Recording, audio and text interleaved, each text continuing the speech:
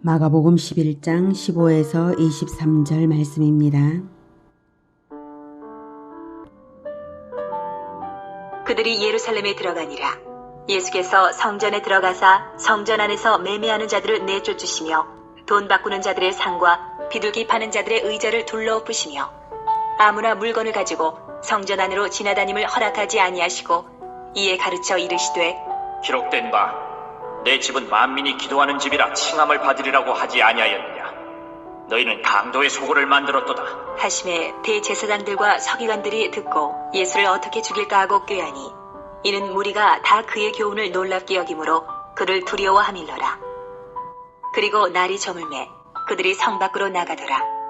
그들이 아침에 지나갈 때에 무화과 나무가 뿌리째 마른 것을 보고 베드로가 생각이 나서 여짜오되 랍비여 보소서, 저주하신 무화과 나무가 말랐나이다.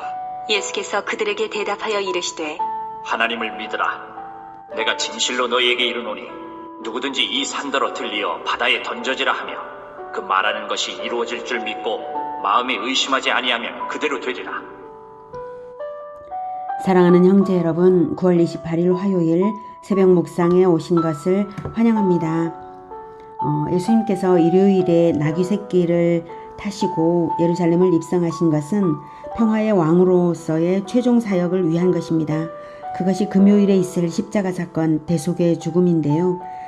그 일이 있기까지의 과정에는 정치적 인과관계들이 얽혀 있습니다. 그 관계들의 핵심은 예수를 죽여야만 하는 세력이 있다는 것이고 죽이고자 하는 이유가 오늘 드러납니다. 20절에서 저주받은 무화과를 다시 이제 언급함으로 그 전에 있었던 14절까지의 내용이 다시 염두에 두어져야 되죠. 저주받은 무화과 이야기가 바로 14절까지의 내용이었습니다. 맥락을 기억하시며 이제 이해를 하시기 바랍니다. 또 그것이 15절부터 성전 권력을 꾸짖으신 일의 영적인 의미를 가르치는 사물 비유이기 때문에 또한 같은 맥락입니다. 자, 15절부터 볼게요.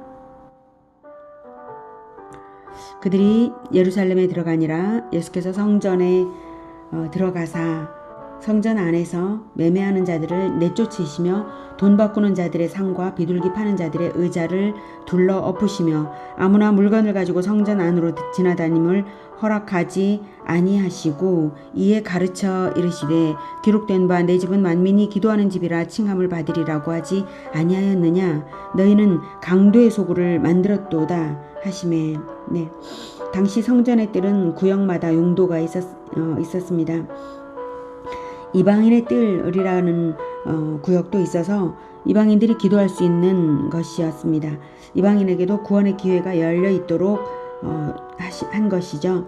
그런데 장사치들이 많이 들어와서 성전 뜰에서 장사를 하고 있었고 특히 이방인의 뜰이 시장터가 되어버려서 더 이상 기도처가 될 수 없었습니다. 그래서 만민이 기도하는 집이 될 수 없었습니다.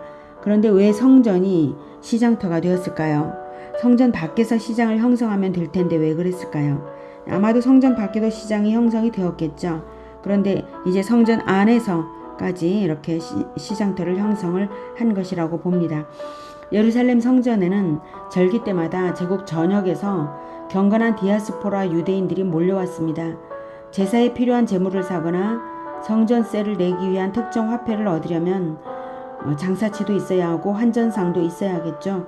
바로 그걸 이용해서 성전 권력은 성전세를 내는 화폐를 지정해서 환전상에게 특혜를 주고 또 헌제자의 재물을 검사해서 부적합 판정을 내려서 탈락시키는 방법으로 성전 장사치들의 이득을 챙겨주었다고 합니다.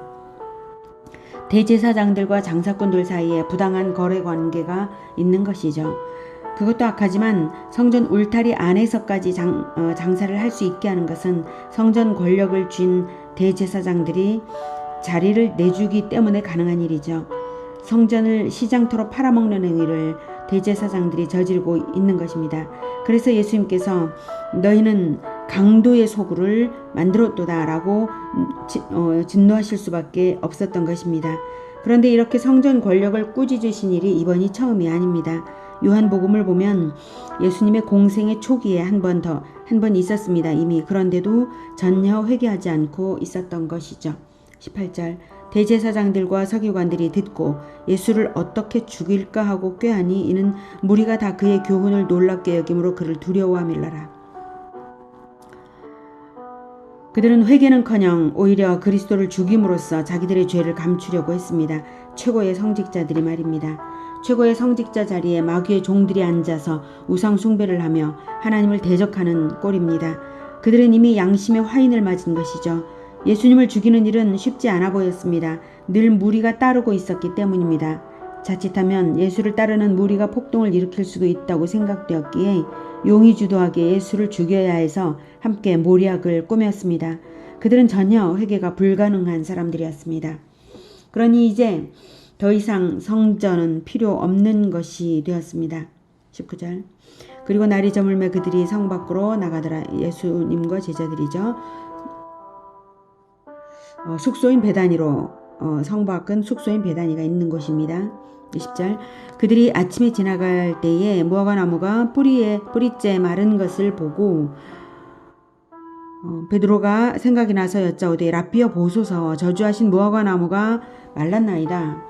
네, 열매는 없고 겉모습만 무성한 무화과 나무에게 14절에 보면 이제부터 영원토록 사람이 내게서 열매를 따먹지 못하리라 하셨었죠. 그런 것이 바로 예루살렘 성전과 유대교의 몰락을 예언하신 실물 비유이면서 또한 상징입니다. 22절 예수께서 그들에게 대답하여 이르시되 하나님을 믿으라. 내가 진실로 너희에게 이르노니 누구든지 이 산더러 들리어 바다에 던져지라 하며 그 말하는 것이 이루어질 줄 믿고 마음에 의심하지 아니하면 그대로 되리라. 23절에서 이 산더러 들려라고 이 산이라고 특정한 산을 말하고 있죠. 이 산은 아마도 겉만 번지를 하고 열매가 없었던 유대 종교의 거창한 시스템을 염두에 두고 말씀하신 실물 비유일 것입니다. 불가능한 것도 하나님께서 믿음의 기도대로 행하실 것을 말씀하신 것이 일반적인 의미로는 그렇습니다. 그 무화과 나무처럼 예루살렘 성전은 주후 70년에 완전히 파괴되어서 돌 위에 돌 하나도 남지 않으리라고 예수님이 예언하신 대로 되었습니다. 자연히 유대교의 성전 제의는 완전히 사라져버렸습니다. 껍데기만 거창한 유대교를 통해서는 하나님을 아는 구원이 더 이상 없는 것입니다. 우리의 신앙과 생활을 다시 돌아봅시다. 종교 행위만으로 만족하고 있지는 않은지요. 성령의 열매가 있는지요. 나를 통해 예수님을 닮아가는 제자들이 열매 맺어지고 있는지요. 열매 없는 무화과 나무처럼 되지 않기 위해 우리는 자기 점검을 하고 진정으로 회개하며 실천력으로 일어서야 합니다. 하나님이 진리의 말씀과 십자가로서 나를 낳으셨으니 자녀인 나도 진리의 말씀과 실천의 십자가로서 제자를 낳아서 풍성한 열매를 내는 우리 모두가 되기를 축복합니다. 기도하겠습니다. 하나님, 우리는 하루하루 시간이 지날 때마다 더욱 자라나기보다는 더욱 낡아져가는 우리 자신을 발견합니다. 주님 불쌍히 여겨 주시옵소서.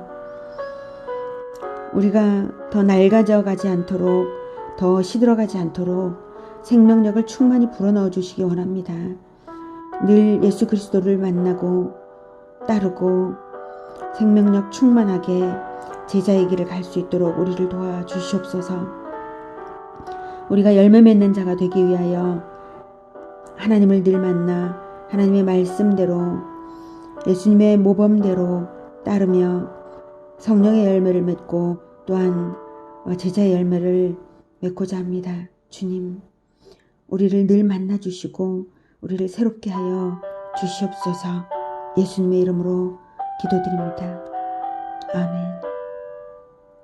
이어지는 시간은 개인 기도 시간입니다.